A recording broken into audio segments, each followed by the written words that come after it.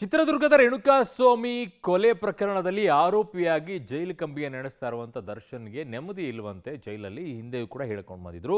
ಅವರೊಂದು ಅರ್ಜಿಯನ್ನ ಸಲ್ಲಿಸಿದ್ರು. ನೀವೇ ಬಂದು ಒಂದ್ಸಲ ಚೆಕ್ ಮಾಡಿಬಿಡಿ ಮಾನ್ಯ ನ್ಯಾಯಮೂರ್ತಿಗಳೇ ಅಂತ ಹೇಳಿ. ಹಾಗಾಗಿ ಅವರು ಸಲ್ಲಿಸಿದಂತ ಅರ್ಜಿಯನ್ನೇ ಇವತ್ತು ಕೋರ್ಟ್ ಪುರಸ್ಕರಿಸಿದೆ. ಹಾಗಿದ್ದ ಕೋರ್ಟ್ ಏನು ಹೇಳಿದೆ ಇವತ್ತು ನೋಡಿ. ಜೈಲಲ್ಲಿ ಸೌಲಭ್ಯ ಕೋರಿ ಆರೋಪಿ ದರ್ಶನ್ ಅರ್ಜಿ ಮಾನ್ಯ ಮಾಡಿದ ಕೋರ್ಟ್. ಜೈಲಿಗೆ ಭೇಟಿ ನೀಡಿ ಪರಿಶೀಲನೆಗೆ ಕೋರ್ಟ್ ಸೂಚನೆ. ನಟ ದರ್ಶನ್ 2ನೇ ಬಾರಿಗೆ ಪರಪ್ಪನ ಅಗ್ರಹಾರ ಜೈಲು ಸೇರಿದ ಬಳಿಕ ಜೈಲು ನರಕವಾಗಿದೆ. ಜೈಲ್ ಮ್ಯಾನ್ಯುಯಲ್ ಪ್ರಕಾರ ಕನಿಷ್ಠ ಸೌಲಭ್ಯಗಳನ್ನ ದರ್ಶನ್ಗೆ ನೀಡಲು ಕೋರ್ಟ್ ಆದೇಶವಿದ್ರೂ ನೀಡಿಲ್ಲ ಅಂತ ದರ್ಶನ್ ಪರ ವಕೀಲ ಸುನಿಲ್ ನ್ಯಾಯಾಂಗ ನಿಂದನೆ ಅರ್ಜಿಯನ್ನ ದಾಖಲಿಸಿದ್ರು. ಅದಾದ ಬಳಿಕ ಸಿಆರ್ಪಿಸಿ 310 ಅಡಿ ಅರ್ಜಿ ಸಲ್ಲಿಸಿ ದರ್ಶನ್ಗೆ ಕೊಟ್ಟಿರುವ ಸೌಲಭ್ಯಗಳೇನು ಅಂತ ಜಡ್ಜ್ ಜೈಲಿಗೆ ಬಂದು ಪರಿಶೀಲಿಸಬೇಕು ಅಂತ ಮನವಿ ಮಾಡಿದ್ರು. ಇಂದು ಈ ಎರಡೂ ಅರ್ಜಿಗಳ ಸಂಬಂಧ ಸಿಸಿಎಚ್ 64ರ ನ್ಯಾಯಾಧೀಶರು ಆದೇಶ ಹೊರಡಿಸಿದ್ದಾರೆ.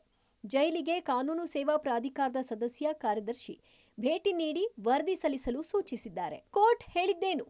ಕಾನೂನು ಸೇವಾ ಪ್ರಾಧಿಕಾರದ ಸದಸ್ಯ ಕಾರ್ಯದರ್ಶಿ ಜೈಲಿಗೆ ಭೇಟಿ ನೀಡಬೇಕು. ಕೋರ್ಟ್ ಆದೇಶ ಪಾಲನೆ ಆಗಿದ್ಯಾ ಇಲ್ವಾ, ಜೈಲಿನ ಮ್ಯಾನ್ಯುಯಲ್ ಪಾಲನೆ ಆಗಿದ್ಯಾ ಅಂತ ಪರಿಶೀಲಿಸಬೇಕು. ಜೈಲಿಗೆ ಭೇಟಿ ನೀಡಿ ವರದಿ ಸಲ್ಲಿಸಲು ಸೂಚನೆ. ಅಕ್ಟೋಬರ್ 18ರ ಒಳಗೆ ಕೋರ್ಟ್ಗೆ ವರದಿ ನೀಡಬೇಕು ಅಂತ ಕೋರ್ಟ್ ಸೂಚಿಸಿದೆ.